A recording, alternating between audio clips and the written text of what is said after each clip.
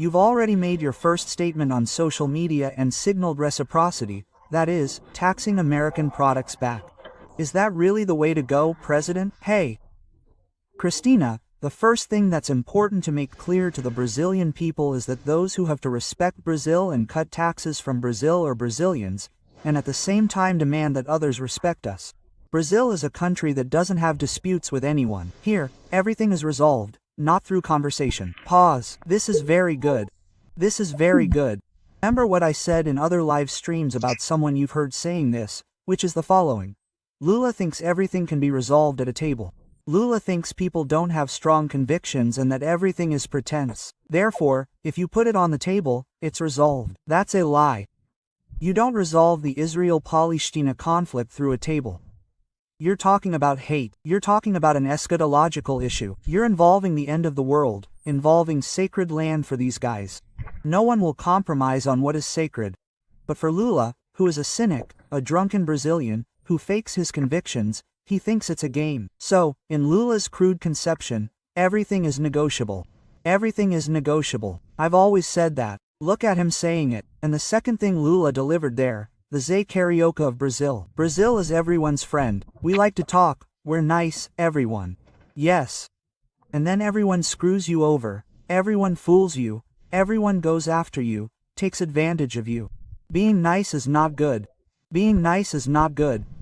There was once an interview with the Strokes lead singer, Julian Casablancas, in which he said that it's a canonical thing for many men who are good talkers, that at some point in school he adopted a survival strategy, and many adopt this survival strategy in middle school and later in high school, being the funny guy. Being everyone likes you, he's the funny guy. But he said, but sorry, I'm going to use a term here, not exactly a bad one, but the funny guy doesn't get anyone. Okay. Laughter, better. Okay. The funny guy doesn't get anyone. Understand? The funny guy is just the funny guy. He said, Dix, after I stopped being your funny guy and became the bad guy, mysterious, then people stare. I know this because I was also the funny guy in class. The funny guy is just the funny guy. Brazil wants to be a funny guy in life. Brazil is not the funny guy on the international stage. Nobody cares about the funny guy. A friend once said this, I think it's very fitting. A good friend said to me, Renan, there are certain people who are like loud music on the radio. Loud music on the radio is great when you're happy, isn't it? I'm driving there laughing, oh, we won I don't know what. I'm happy, I turned the loud music up. Now let's suppose I crashed my car or there's a problem with my laughter. What's the first thing someone does? Turn down the music. Turn down the volume. Leisure is over. Now we need to address serious matters. Brazil is the loud music on the radio. It makes sense in a context where everything's fine. But if everything's not fine, it's pushed aside, and that's it. Lula sells this to the world. So this interview, just look at how Lula delivers in this speech. Let's go. Well, I thought the president's letter was apocryphal material, because it's not customary to send out correct power after the president through the President of the Republic's website. Brazil is a country where if President Trump knew a little about Brazil, he would have more respect for Brazil. Brazil has had a 20-11-year relationship with the United States. A diplomatic relationship, a relationship, you know, virtuous, a relationship that benefits both sides. I got along well with everyone present. I got along well with Clinton. I got along well with Bush. I got along well with Obama. I got along well with Biden. In other words, because Brazil is a country of conversation. Well, what you can't do is receive a letter where the truth is only on the trade issue. First, on the issue of Brazil's sovereignty, you know? We want him to respect Brazil. Second, on the issue of Brazilian justice, they have to respect Brazilian justice, as I respect the American justice system. If what Trump did at the Capitol had been done here in Brazil, he would be being prosecuted like Bolsonaro and risking imprisonment, because he violated democracy, because he violated the Constitution. And I don't interfere with the judiciary, because here the judiciary is autonomous, especially the Supreme Court. Third, when he talks about the issue of his companies, platforms, in other words, it's important for him to understand that here in Brazil, Brazil is the one who sets the rules. Look, pause. Just as Bolsonaro supporters took the discussion to this arena, Lula did too, you know? Because it's in everyone's interest that the discussion be in this arena, Bolsonaro's arena, networks. It's not about that, Lula. It's about the BRICS. It's about BRIC, Lula. You can't possibly not talk about it. Let's go. The National Congress is the judiciary, and it can't keep saying that Brazil can't do anything with companies that aren't respecting Brazilian legislation. Here, it's respected. The third thing, when he talks about the trade charter, is completely ignorant. He thinks the United States has a deficit with Brazil. Isn't that true? If you look at last year, we exported 40 billion and imported 47. I said that yesterday, everyone knows that here. That said, Brazil taxes American products much more than it taxes US products, okay? In other words, maybe you wouldn't have this surplus that Brazil has simply because you tax the United States more, and then you generate this disproportionate amount. Yeah, it's real. The United States is like this. They must have had a very lenient stance over time, because they were a unique power, an imperial power, and had no competition. Now the game has changed. Now he's seen it stop. It's stopped. And so, the United States had a disproportionate relationship with the entire world. He's always been lenient because the United States has become a kind of global policeman.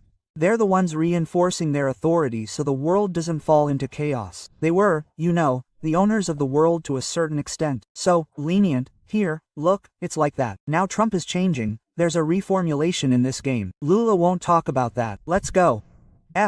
But if you look at imports and services over the last 15 years, we have a deficit of $410 billion in 15 years. Doesn't his treasury have, you know, the wisdom to explain to him not to make a front like that against another country? But it's not just with Brazil. He has to try to do it with the whole world. So, from a political standpoint, we're going to take the following action. First, from a diplomatic standpoint, there are several measures to be taken, and Tamarati will take them. We can resort to sending an investigation, you know, with other countries demanding coherence from the United States. But what will matter most is this.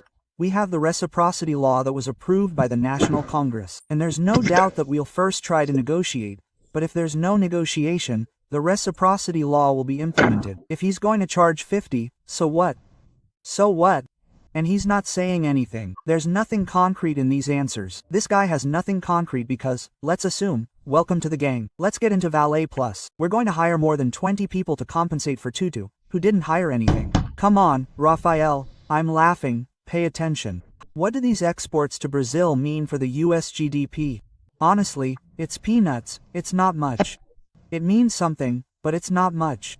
So if Brazil comes with reciprocity, they're fine. But for us, it's a lot. Even though it's not much in the sense that we're such a closed country, we're not going to die because of this fight here.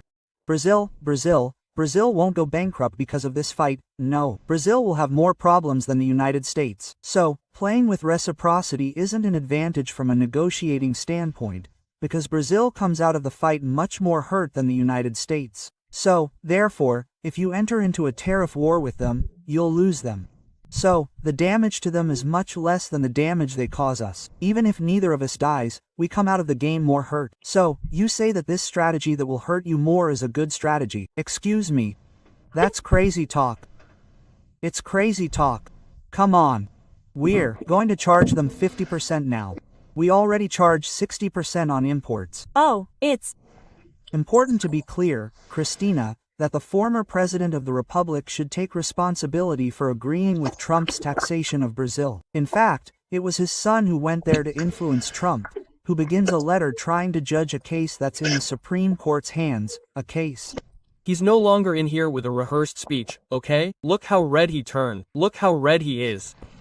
Hey, mark the time signature. 352. 352. Okay, go back to 30 seconds. Let's see his color. Look how yellow he is. Now go to 352. He's red. He's red in the corral.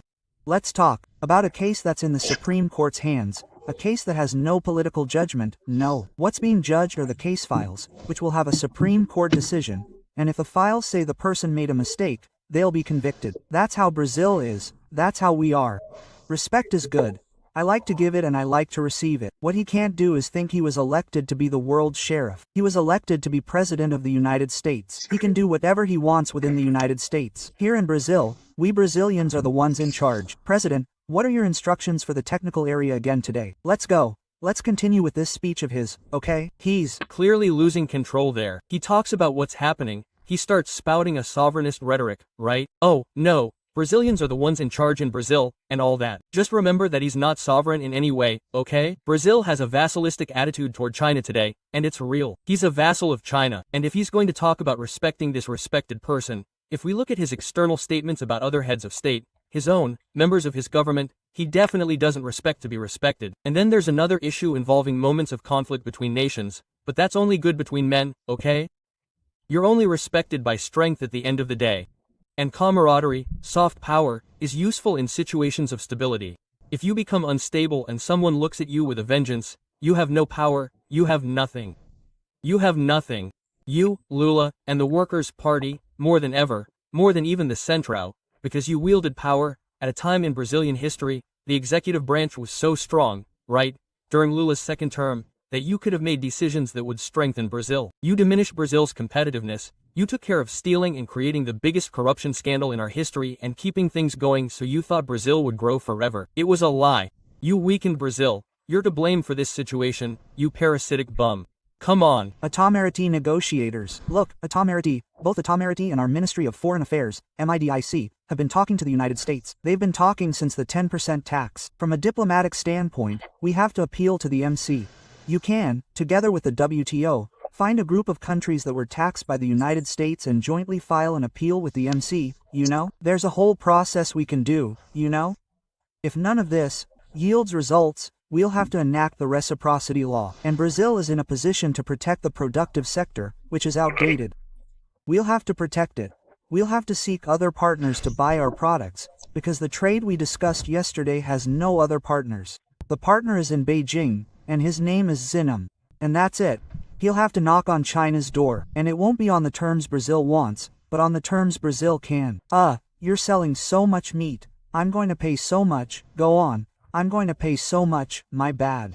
That's it. It's only 1.7% of GDP. It's not like we can't survive without the United States. It's not like that. Obviously, we like to sell. We sold 40 million. I'd like to sell 50, 60, 70. But you know, we won't give up reciprocity. In the meantime, let's try to negotiate. A president's term only lasts 4 years. Soon, who knows, there might be another president who wants to negotiate. And in the meantime, we'll be looking for new partners. For example, in October, I'm invited to participate in the ZN meeting. There are 10 Asian countries, very important from an economic point of view. And I'm going there to establish strategic partnerships with Asian countries and to do business. If the United States doesn't want to buy, we'll look for someone who does. For those who are nervous today, sir, I'd like to have some tea. What's your message for those who are nervous about this international situation? Look, I just wanted to tell Brazilian business people, we're going to create a committee, you know, where business people will participate so we can monitor what's going to happen day by day. We're going to create a committee. I won't say a crisis cabinet. I'll say a cabinet to rethink Brazilian trade policy with a crisis cabinet called a crisis cabinet, Lula. So, dictatorship, you have to understand. I'm going to talk about what the business people are, okay? You know you're going to preside over JBS Freeboy, which is one of the most affected, which is, right, from the game there with Lula, right, the corruption machine that has in its legal team. Hey, guys, right, from the Supreme Federal Court, then, right, let's go. Every country wants to grow. I want Trump to take care of the United States for Americans. I want Americans to improve their lives. I want Americans to live democratically. I just respect the right of Brazilians to live as well. Just the way you like the American people, I like the Brazilian people. And in my life, the people decide things. I'm Brazilian, I like Brazil, and I never give up. A bad situation, but anyway, everything we said would happen, will happen. He'll bring together the businessmen. He'll rush now to try to sell this production together with China. Let's be clear, together with China. Yeah, and apparently, from what he's saying, he'll try to sustain a conflict with the United States. The degree of conflict he wants to sustain with Trump will be determined by the level of camaraderie he has with the comrade. If he has a high level of camaraderie and China buys there, he'll make a little speech and start. And I think that's ultimately what he'll try to bring to the negotiations. He'll want to start maintaining a kind of international leadership that he's already established in the WTO business, an international leadership of the countries that are being arbitrarily imposed tariffs by the United States, to act in the WTO. He'll be a kind of union leader for a poor country, okay? Which is what this man did in life, right? What did Lula do in life? He was a union leader, he gathered people together, he bullied the damn union leader and the company owner. Excuse the swearing, the damn company owner, right? He got it. That's what he's going to do. Understand one thing, Lula can't forget, okay? Brazil applies far more tariffs to Americans than Americans apply to Brazil. Brazil already had a disproportionate tariff relationship. Trump has now gone to hell, right? He's gone to hell, forcing a reformulation. But what Trump wants isn't exactly for Brazil to resolve the tariff issue. Even if that's the negotiation he'll get, he'll crow and say he won for the Americans, right? In other words, for Trump, it's a victory. What Trump wants, however, is to dismantle Brazil as this key player in the BRICS. He'll definitely say, oh, Brazil won't have a railway from China to any other country, there won't be any of that. Brazil will stay quiet, keep to itself. Quote, but when they introduce that legislation, I don't know what it is. 301, Protocol 301. It's almost treating the states, Brazil, as an enemy of the American nation, a nation that has a hostile trade practice towards the United States. Yes, it's like that. It's a few steps beyond the Iranianization of Brazil. The point is, and I haven't seen the Bolsonarists work this, because that would be the best part to argue, starting from the issue of BRICS and not this lie that he's doing this, because why Trump is interested in Brazilian democracy. For God's sake, Trump is an ally of Saudi Arabia. Trump isn't concerned with spreading democracy anywhere. No, that's not Trump's focus, damn it. It isn't and it won't be. Trump's thing is BRICS, tariffs, his internal issue. So, he sends a message to the five Brazil, he sends a message to India, he sends a message to Saudi Arabia, he sends a message to Turkey and to everyone who sees the large Chinese resources and the ease of negotiating and working with the Chinese, saying, this path is good. He's warning, look, it's not good, and there's still a problem here. It's here, right? We're here in their backyard. So he put Lula in a difficult position, and then he would come.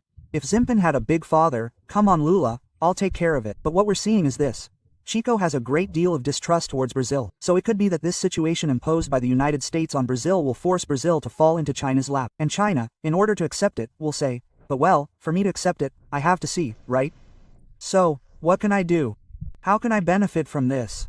Quote, China will want the railroad. China will want to grant strategic logistics points here in Brazil. China will create an even greater subjugation of Brazil. So, it doesn't seem like an easy situation to me. And even these Brazilian products, we're talking about the production of the most diverse sectors, because of the tens of billions that, will be left in the lap of both rural producers and Brazilian industries. Oh, China says, come on, give me some of that, but give it to me on sale. Hey, orange juice, okay? But I'll pay this much, okay?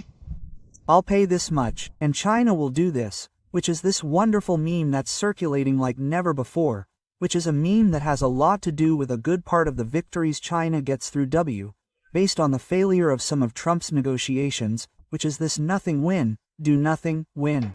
There's China there, right? We need to remember that China stops everything, it has a very long-term horizon. As a nation, China, because it's not a democracy, it doesn't need to please the general public in the very short term. She can make her strategic plans for the world in the long term. So she plays a long game. It's for the long term, so take it easy. So leave the United States there, mistreated you, right, Brazil? Calm down, come on, let me see, I'm busy here with another issue. But then Lula, if this issue, let's say, isn't resolved quickly, and becomes a real problem, he'll be desperate. Dad, I don't put up with her speed. Do you understand? Both Trump and China, look what I'm saying, can wait. They have time on their side. Brazil doesn't. Brazil doesn't. Brazil is in the worst possible position in terms of negotiations. Brazil's situation in terms of negotiations is shameful. It's shameful. Diplomatically speaking, that bunch of people who study and pass through Itamaraty never discussed and thought that the path Brazil has taken, wouldn't be shameful. But not only they, because they're not, let's say, the heads of state, right? All of Brazil's political party leaders didn't stop to consider that our destiny, to become an incompetitive economy, to not implement any reforms, to align ourselves, sometimes with the United States, sometimes with China, submissively, as we have been doing, to depend on agricultural exports, to destroy our own industry, would not come at a price. And the price is that for us to maintain this joke in which a large part of the population doesn't work and is supported by the state, and the state is supported by the few who work and who also export and are now being penalized, you'll have to be begging for some superpower. Nobody thought of that. They didn't think. The PSDB didn't think. The PT didn't think. The Labour Party didn't think. The right never thought anything, because the right doesn't think. The right is brainless. It's, okay? And here we are in this horrible situation.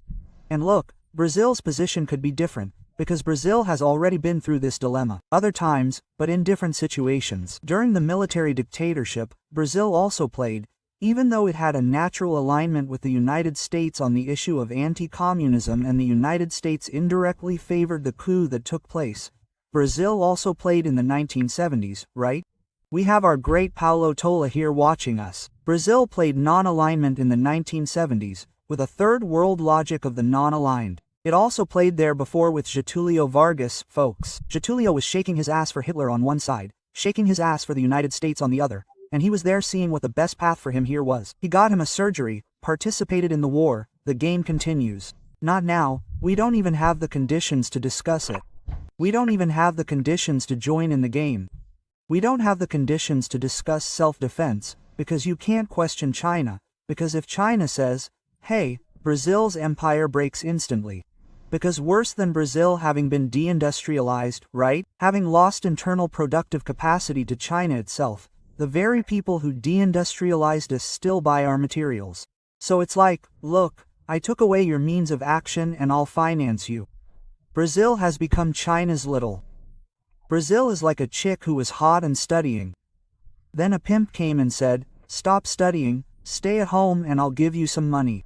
He kept giving her some money, and the chick stopped getting hot. Today she depends on the guy's money and she's not self-sufficient. That's Brazil. That's our country. That's Brazil's situation. And the United States is another pimp that's kind of strong. He said, listen, you're annoying me here. You're making too much noise. That guy, that other Chinese pimp over there at night, okay? It's filling my balls, and if you complain here, I'll kick you out because he doesn't necessarily want to buy the little from the United States. He can go over there and slap her in the face, and her Chinese husband will say, hey, don't bother me, the Chinese guy, just stay quiet. And that's how it will be, because our situation is ridiculous. Our situation is ridiculous. And then she has some brothers, right? A brother Eduardo, right? Who says, look, I'm very good friends with the guy who's going to come and beat you up, okay? But he's going to beat you up for our own good, okay?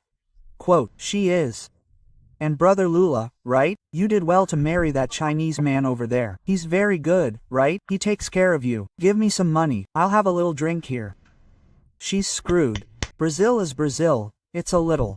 Congratulations to all the political leaders since '88 who have put us in this position of being a little in the game and we have nothing to do. Yeah,